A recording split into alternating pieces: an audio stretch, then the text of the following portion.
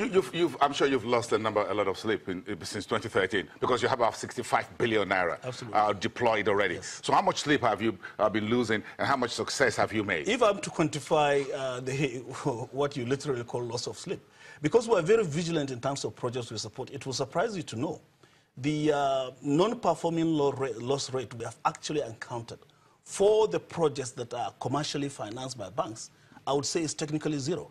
Surprising. It's technically zero because of the intensity of monitoring capability we deploy behind our projects. Even where we had some technical losses was behind the GES, and I wouldn't call it a loss because the government had a time lag in terms of paying its component of the GES. And I'm happy to announce that the federal government has actually made good its stance by paying us whatever we paid the banks, where there was no payment in terms of the GES agro dealers that have been able to deploy fertilizers under the GES regime. The federal government has actually paid us back whatever we paid. So our own balance sheet is made whole as well. In terms of the entire Central Bank of Nigeria and the Nigerian government agricultural framework, whether it is Anchor Borrowers Program, how do you fit and nestle into that? Totally complementary. The Anchor Borrower Program is an extremely strategic move by the current leadership of the Central Bank. Why? Because it was difficult for banks to understand primary smallholder financing. It's difficult for them. It's like taking a horse to the river. You cannot. So I've always wondered, why is it difficult for banks to understand agriculture? These are local banks. No, when you talk of agriculture, you actually have to disaggregate what you mean by agriculture. Agriculture is actually comprised of agriculture itself, which is primary production, agribusiness, agro-industry, and agribusiness services. Each of them has its own unique risk profile and its unique financing needs.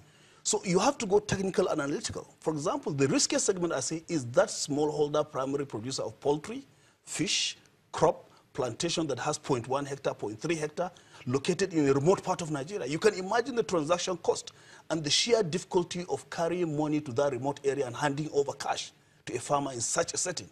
But the moment you are able to aggregate, pull them together, standardize them, structure them physically in a defined geography with a defined governance structure as a cooperative, what we call in NASL these days geo-cooperative, a cooperative that is determined by the geography where you produce, not because you and I are coming from different parts, therefore we cooperate. No, it doesn't make sense to me.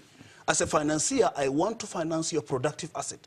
And when you're aggregated together on a piece of land, let's say 100 hectares, that creates a single ticket of, let's say, 50 million, 100 million for me.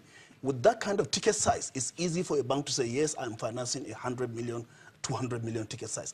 But back end is the job of NASL to do that, coming to bringing together the farmers, aggregating them, aggregating their land, creating the governance structure, the leadership that is required, the cross guarantee required, in order to make sure that if the money leaves and goes to that group of farmer, it's actually utilized as and when due, and is paid back as and when due.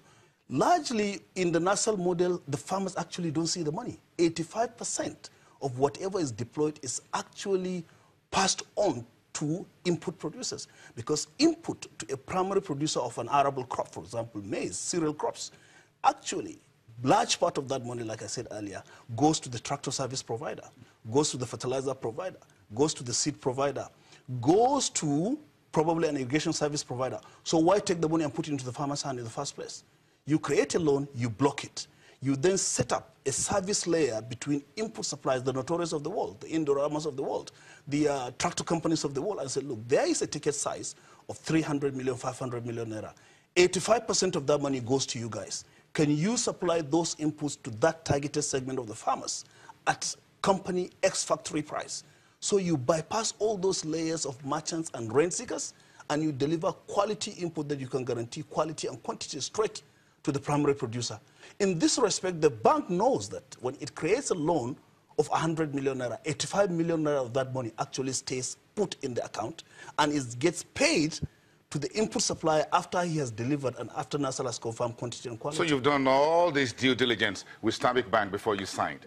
So what we did with Stanbic, we rather, Stanbic Bank must have done the due diligence to know that they are comfortable with the NASL model for their board to approve that that kind of money can be put behind the NASL project. So it's a matter of trust?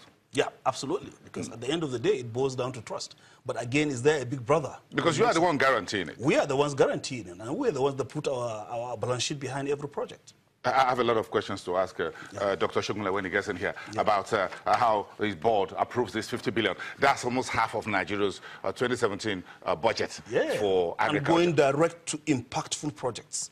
The good thing about bank financing, it doesn't go to the enabler component, the policy component. That is the job of government. I just like that. You don't put money in anybody's pocket. You just enable them to function. Thank you very much for starting the week and this conversation with us. We appreciate that. Aliyu Abdul Hamid, who is the Chief Executive Officer and Managing Director at NASA. You want to know what that stands for? It's quite a little bit of jaw-breaking. But let's get on continue the conversation. The Chief Executive Officer of Stanbic IBTC, Dr. Demola Shogunle, is sitting here to chat to us on the 50 billion naira handshake the bank has just signed with NASA. This is Business Morning. We'll be right back.